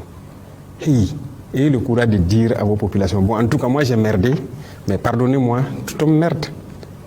Et puis bon, on repart sur de nouvelles bases. À défaut de ça, que les jeunes se réveillent et exigent. Ce que nous on fait là, ce n'est pas extraordinaire. Mais ils peuvent aussi exiger ça de leurs dirigeants. Le Burkina n'est pas le pays le plus riche. Mais c'est quoi on fait? Quand on prend des infrastructures routières, c'est quel pays en Afrique, surtout en Afrique de l'Ouest ici, qui a une bonne infrastructure routière, un réseau assez dense? On n'a pas. On a toujours besoin de construire nos routes, par exemple. Ce qui est fondamental. Quand les gens partent en Europe, là, toutes les villes, toutes les rues sont bitumées. On est content, on se balade, on fait des selfies dans les rues en Europe, aux États-Unis et tout. On ne peut pas faire ça ici. Bon, tout le monde voit que nous sommes en train d'acquérir beaucoup de machines pour le faire nous-mêmes. Et les gens savent que dans un futur proche, on va faire un grand bond. Parce que si on va rester dans les marchés, faire venir les entreprises, on ne peut pas. Donc on paye nos machines, on a confiance en notre jeunesse, on les met au travail. Mais tous les pays peuvent le faire. Pourquoi ils ne le font pas? Donc les jeunes doivent trouver le mécanisme d'approcher, premièrement de manière très pacifique, leurs dirigeants et les dire voilà ce que nous voulons comme truc. Il faut nous faire travailler avec des solutions concrètes et les amener à le faire. S'ils ne le font pas, il faut trouver une manière de les mettre la pression pour le faire. Maintenant, si le dirigeant est incapable de le faire et qu'il est enchaîné autour de lui, qu'il ait le courage de le dire et puis il démissionne. Sinon, moi, je ne peux pas, comment je vais dire, par une magie, faire changer les choses. Les jeunes sont impatients, c'est vrai. Quand je prends le Burkina, chacun veut que, par exemple, quand je prends les brigades qu'on est en train de faire pour construire les routes, on a commencé par Ouaga et Bobo, ensuite Koudougou, Tenkodogo, Kaya. Mais il faut que les autres soient patients. Ça vient. Tout le monde aura sa brigade, tout le monde aura ses routes. Mais je ne peux pas faire comme ça d'un claquement de doigts. Donc il y a d'abord de la patience, il y a la méthode. Beaucoup de gens veulent voir tout en même temps, en un coup. C'est impossible. On vient de très loin. Et j'aime dire aux gens, nos pays sont dans les années 1800. Il faut qu'on accepte ça. Se donner encore une vision et lancer la machine avec un peu de patience. Donc la jeunesse sur-régionale, c'est de trouver la formule, en tout cas, de faire la jonction avec les dirigeants, les amener à faire ce qu'ils veulent. Et voilà, il y a beaucoup de choses.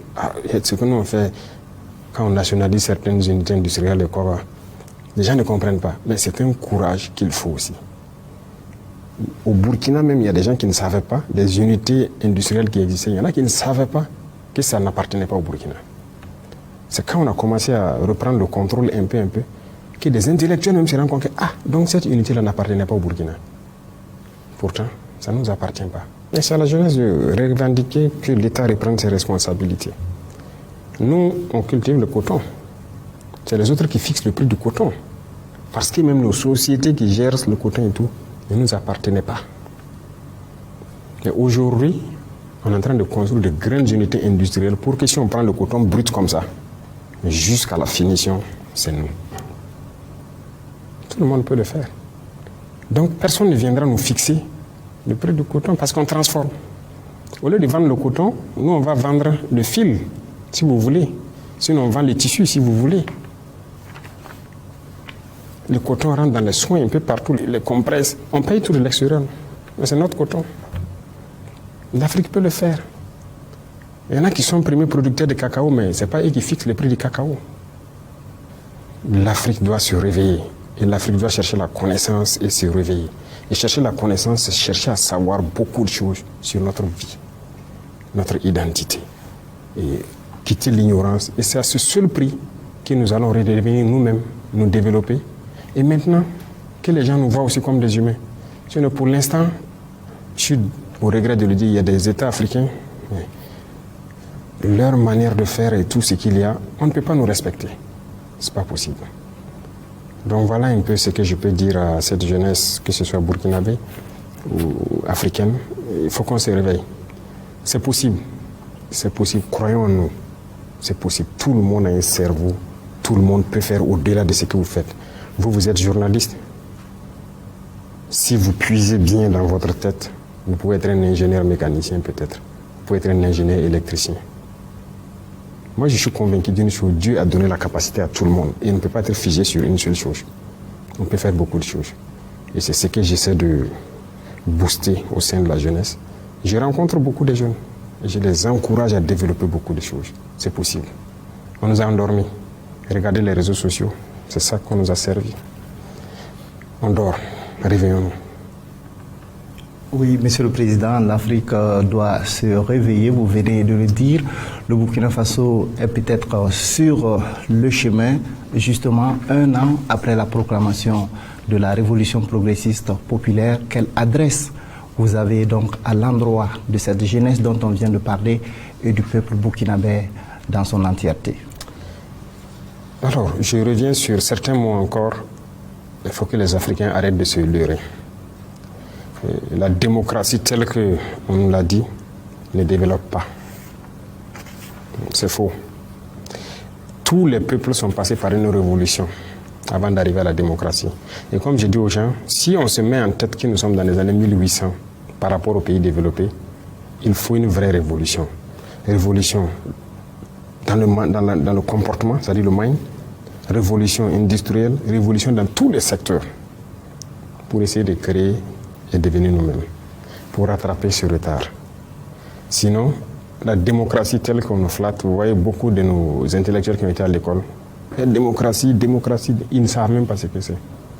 Les mêmes qui crient ça, sur le même instant, si vous l'attrapez, vous le dites, ok, démocratie, on tue des enfants, démocratie, on largue des bombes, on tue des femmes, on détruit des hôpitaux, on tue des populations civiles, c'est ça la démocratie?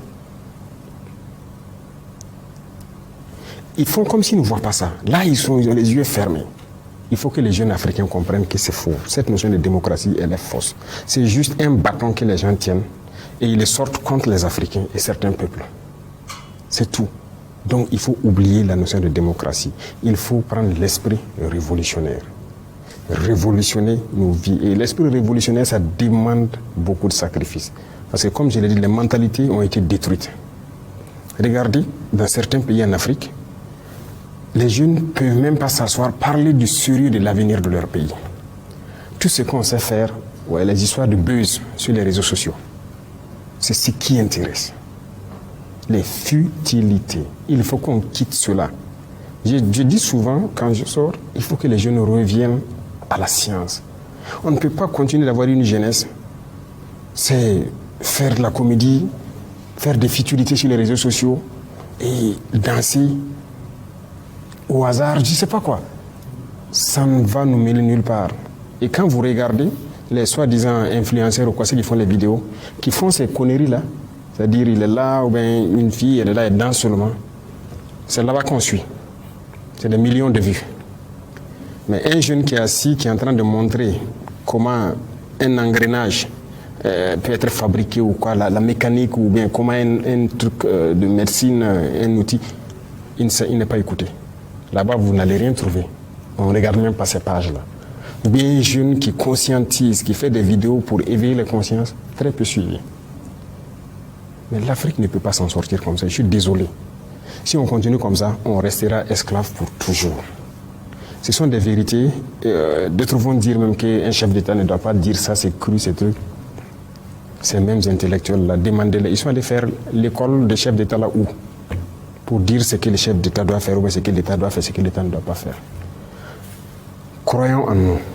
Et il faut aussi qu'à une certaine sphère, on donne l'occasion aux jeunes de s'exprimer. Quand il dit l'occasion de s'exprimer, c'est quoi? On a une très mauvaise habitude en Afrique. Quand vous voulez donner un travail à un jeune, l'expérience. Il n'a pas l'expérience. Il n'a pas l'expérience. On n'a pas confiance aux jeunes. Mais il va avoir l'expérience où? En Europe, il y a des jeunes de 19 ans, des jeunes qui créent des choses et qu'on leur donne l'occasion de faire. Mais ici, l'expérience.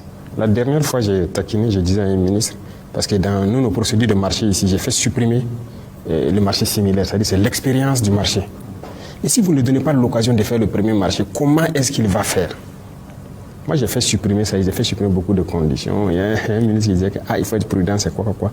Il dit c'est à nous de mettre tout en œuvre pour que le jeune soit droit et faire ce qu'il doit faire. Mais si vous dites l'expérience, est-ce que vous avez l'expérience de ministre avant que je vous nomme ministre? Et les gens ont ri. Mais arrêtons avec ça. Ayons confiance aussi aux jeunes, donnons-leur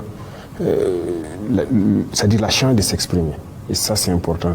Si on se réveille et qu'on a confiance en nous et qu'on nous donne l'espace, moi, je pense que l'Afrique peut s'en sortir. Le cas échéant, il ne faut pas se flatter. Tout ce qu'on fera, en fait, on va créer nos petits Eldorado. C'est-à-dire que quelques pays vont se développer, mais la grosse masse n'ira nulle part. On continuera d'aller mourir dans l'océan. Et voilà. Parce que le Burkina seul, si je prends le cas du Burkina, si nous seuls, on se met à se développer, pourquoi on prêche pour tout le monde? Nous, on ne peut pas accueillir toute la masse africaine qui veut travailler. C'est impossible. Mais si on ne le fait pas ensemble, on fait comment? Donc tout le monde a intérêt à se réveiller. Et moi, je pense qu'un avenir meilleur est possible. L'Afrique a toutes les potentialités. Tout. Il n'y a aucune explication qu'il y ait du pétrole en pagaille au Niger, au Mali ou quoi, et que ne se développe pas dans peu de temps, comme ces pays du Golfe qui ont des pays pétrole de quoi aussi. Il n'y a aucune explication. Il n'y a pas d'explication qu'on ait l'or ici et certains produits qu'on ne peut pas se développer comme certains pays aussi en Europe qui ont rien que ces ressources-là. Il n'y a aucune explication. C'est la gouvernance. Et la jeunesse a son mot à dire, sans manipulation, avec respect et trucs, il doit pouvoir le faire. Le cas échéant, il faut une révolution. C'est clair et net. Merci, Monsieur le Président. Donc, nous sommes au terme de cet entretien. La première à avoir réuni ici au Palais de Koulouba des médias burkinabés, africains et occidentaux, donc au Palais de Koulouba, comme je le disais. Merci encore pour cette ouverture à la presse et pour toutes les réponses apportées aux préoccupations de mes confrères. Chers confrères, merci à vous également pour l'intérêt. Voilà, chers téléspectateurs, merci à vous d'avoir suivi de bout en bout cet entretien avec le chef de l'État, le capitaine Ibrahim Traoré. Restez en compagnie des programmes de la télévision du Burkina.